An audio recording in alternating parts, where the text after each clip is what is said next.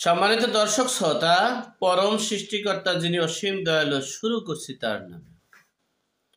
আজকের বিষয়টা হচ্ছে নিষিদ্ধ, বাংলাদেশে নিষিদ্ধ স্নাইপার অস্ত্রটা আর সচিবালয়ের অগ্নিকাণ্ড একই সুতোয় গাঁথা। সে বিষয়ে আমরা সংক্ষেপে আলোচনা করব। আপনারা দেখেছেন 5ই আগস্টের পূর্বে জুন জুলাইতে যে আন্দোলন সংগ্রাম করেছি আমরা, সেই আন্দোলন সংগ্রামের মূল লক্ষ্য ছিল এই দেশটাকে একনায়কতন্ত্রের হাত থেকে রক্ষা করব,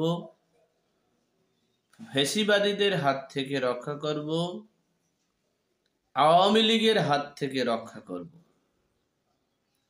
সেজন্য আমরা আন্দোলন সংগ্রাম করেছি।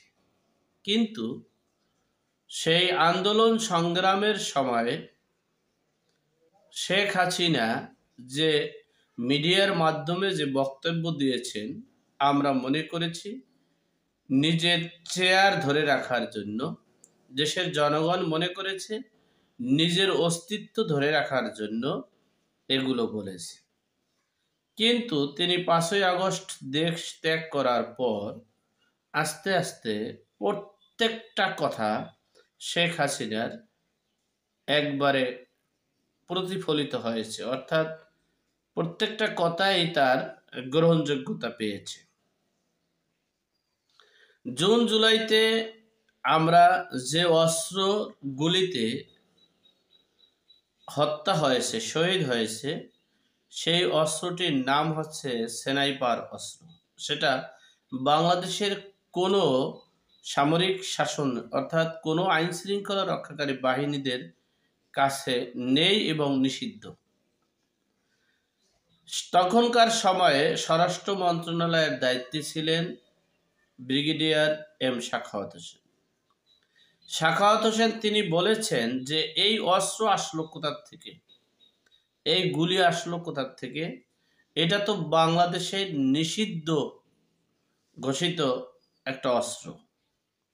সেই কথা বলার পরিপ্রেক্ষিতে তাকে তার স্বরাষ্ট্র মন্ত্রণালয়ের দায়িত্ব থেকে সরে যেতে হয়েছে। এরপরে আমাদের স্নাইপার অস্ত্রটা কার কাছে ছিল, কে আনছে, কোথায় আনছে, নানান প্রশ্নের সম্মুখীন হয়েছিল। প্রাথমিক কিছু কিছু মিডিয়া সংক্ষেপে বলেছিল যে এই অস্ত্রটা সমন্বয়কারী হাসনাত সাহেবের নামে নিবন্ধিত এবং পরিচালিত। যাই হোক, এরকম আসার পরে মানে বাহিনী থেকে মানে ঘোষণা দেওয়া হচ্ছে যে এটা দৃষ্টিগোচরে আছে, আমরা এটা তাকে খুঁজতেছি বা ধরার জন্য আমরা নজর দিচ্ছি। এরপরে এই বিষয় নিয়ে কেউ আর মন্তব্য, কোনো মিডিয়া, কোনো সংবাদ, কোনো আইন শৃঙ্খলা রক্ষাকারী বাহিনী মিডিয়া প্রকাশ করতে চাচ্ছে না। ইতিমধ্যে আপনারা দেখেছেন সময় টিভিটা নিরপেক্ষতার সহিত কিছু সংবাদ করতে পারে। হয়তোবা আমরাও অনেক সময় দেখেছি তারা হয়তোবা আওয়ামী লীগের ঘেঁষা হতে পারে, হয়েছে। কিন্তু এখনকার সময়ে সংবাদ হচ্ছে নিরপেক্ষতা থাকবে।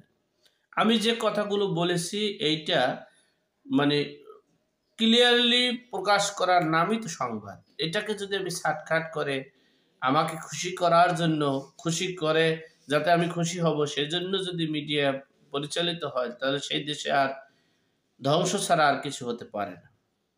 সেই সময় টিভির অনেক সাংবাদিকদেরকে হুমকি ধামকি দিয়ে যেভাবেই হোক না কেন তাদেরকে এই চাকরি থেকে অব্যাহতি দেওয়া হয়েছে।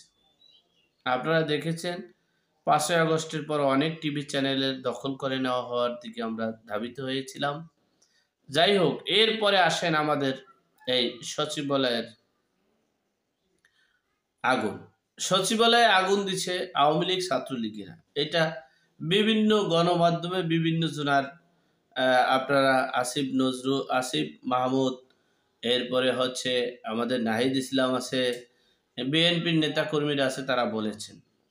আচ্ছা দেখেন তো, যেই আওয়ামী লীগ ছাত্রলীগ করছে শুধু কর্মী, সেই কর্মীরা বিয়ের দাওয়াত খেতে গেছে, সেখানে ফোন দিয়ে তাদেরকে ধরে জেলে দেওয়া হয়েছে। আপনারা দেখেছেন যারা বের হয়েছে, যাদের মানে পরিচিত জানে, ফোন দিয়ে ছাত্রলীগদেরকে গ্রেপ্তার করা হয়। এক ছাত্রলীগ কর্মীকে ধরে আনার জন্য বাড়িতে গিয়েছে, সেখানে বাড়িতে তাকে না পেয়ে তার মা নামাজরত অবস্থায় তাকে খুন করা হয়েছে। সেই ছাত্রলীগ আর সেই আওয়ামী লীগ নাকি একটা সচিবালয়ের মতো, যেখানে নিরাপত্তার শেষ নেই। একজন পাশকৃত ব্যক্তি ঢুকতে ৩টা গেট ওভারকাম করতে হয়, ৩টা গেটে তাদের কৈফিয়ত দিতে হয়, ৩টা গেটে তাদের আইন শৃঙ্খলা রক্ষাকারী বাহিনী থাকে, এবং যে সচিবালয়ের যে বিল্ডিংটা, সেটা চারোপাশে অনেক দূরত্ব থাকে, মাঝখানে সচিবালয়ের গেটটা, বিল্ডিংটা, সেখানে সিসি ক্যামেরায় অন্তর্ভুক্ত। সেই জায়গায় কিভাবে আওয়ামী লীগ এবং এই যুবলীগ সহ ছাত্রলীগ সহ তারা ফ্যাসিবাদীরা যাইয়া কিভাবে আগুন দিচ্ছে। যাই হোক, নানান জল্পনা কল্পনার মধ্য থেকে আমরা ইতিমধ্যে একটা ফোন ফাঁস আলাপ পেয়েছি যে নাহিদ ইসলামের নেতৃত্বে নির্দেশে সমন্বয়ক হাসিব নাকি আগুন দিয়েছে। এরপরে আমরা দেখেছি এই সচিবালয়ের ভিতরে একটা কুকুর পুড়ে ছারখার হয়ে গিয়েছে। এরপরে আমরা দেখেছি সেই সময়ে ২টা মানে ট্রাক ভর্তি আমাদের নথিপত্র, সেই নথিপত্রটা বরিশালে সাধারণ জনগণ আটক করেছে। সেখানে কোনো বিবৃতি দেওয়া হয় নাই, কোনো কিছু বলা হয় নাই, সবকিছু লুকানো। যাই হোক, এরপরে এই ঘটনাটাকে ধামাচাপা দেওয়ার জন্য আপনারা জানেন কুর্মিটোলার যে মজনু, মানে মাদক সেবক মজনু, যেমন এমনও হতে পারে যখন কোনো দিকে আমরা যেতে না পারি, তখন হয়তোবা হতে পারে গুলিস্তানের অনেক মাদক সেবনকারী বা মানে সহজ ভাষায় বলা হয় টোকাই, বা কি বলে তাকে, ছিনতাইকারী, রাহাজানি বা মাদক সেবককারী, তাদেরা পাগল বা এই রকমের বিষয়, তাদেরকে হয়তো বা শনাক্ত করা যেতে পারে। এরপরে হচ্ছে এদেরকে আবার কারা করেছে, এদেরকে আওয়ামী লীগ, ছাত্রলীগ, যুবলীগ, এরাই এদেরকে মদত দিচ্ছে, এদেরকে পাঠাইছে এদেরকে এই হত্যা মানে অগ্নিকাণ্ড করার জন্য। এদিকে অপরদিকে দেখেন, সেই সচিবালয়ে এখন কোনো সাধারণ জনগণ তো দূরের কথা, পাশকৃত জনগণরাই ওখানে মূলত ঢুকে, যাদের পাস আছে। সেখানে কোনো সাধারণ জনগণ অর্থাৎ সরকারি কর্মকর্তা ব্যতিরেকে কোনো জনগণ ঢুকতে পারবে না। সেখানে কোনো আইন শৃঙ্খলা বাহিনী ছাড়া বা সরকারি কর্মকর্তা ছাড়া একজন সাংবাদিকও সেখানে ঢুকতে পারবে না। অর্থাৎ যেই সাংবাদিকরা যদি সঠিক তথ্য জানতে চাবে, প্রশ্ন করবে এবং উদ্ঘাটন করার চেষ্টা করবে, এজন্য কোনো সাংবাদিকদেরকে ওখানে ঢুকতে দেওয়া যাবে না। তাহলে বিষয়টা কোথায় গিয়ে দাঁড়িয়েছে? এই হলো দেশের সার্বিক পরিস্থিতি। যেই দেশে আপনারা জানেন আমরা নতুন করে সাজাবো এই বাংলাদেশ। রিসেট বাটনে পুশ করেছি। সেখানে যদি সেই মান্দাত আমলের নথিপত্র থাকে, এটা কেমন দেখায়? আমরা সেই নথিপত্রে বিশ্বাসী না। আমরা এই নথিপত্র একজনে করে গেছে, মানে এরপরে আরেকজন এসে আবার করবে। সেই আশা পুরনো সবকিছু ভুলে গিয়ে আমরা নতুন করে নতুন সাজে সাজিত হব এবং নতুনভাবে দেশ গড়ব, এবং এই পুরাতন ২ রাজনৈতিক দল অর্থাৎ একটা ফ্যাসিস্ট আর একটা বড় ফ্যাসিস্ট, এদেরকে বাদ দিয়ে দেশকে একটা নির্দিষ্ট লক্ষ্যে পৌঁছানোর জন্য আমরা এগিয়ে যাওয়ার মানে প্রত্যাশা করছি। আর আমরা যা কিছুই করছি না কেন, আমাদেরকে আপনারা সমর্থন দিবেন। কারণ হচ্ছে আমরা যা কিছু করছি দেশের কল্যাণে, আমাদের এই কল্যাণে এবং দেশের জনগণের কল্যাণেই করছি। যাই হোক, সর্বোপরি কথা হচ্ছে আমরা সমন্বয়কারী বৈষম্য বিরোধী ছাত্ররা একটা রাজনৈতিক দল করবে। আপনারা যেখানে যেভাবে আছেন, যাদের টাকা পয়সা কম আছে, আওয়ামী লীগে টাকা ছাড়া কমিটিতে বড় পদ পাওয়া যায় না, বিএনপিতেও টাকা ছাড়া পদ পাওয়া যায় না। সুতরাং আমাদের এখানে টাকার দরকার হবে না।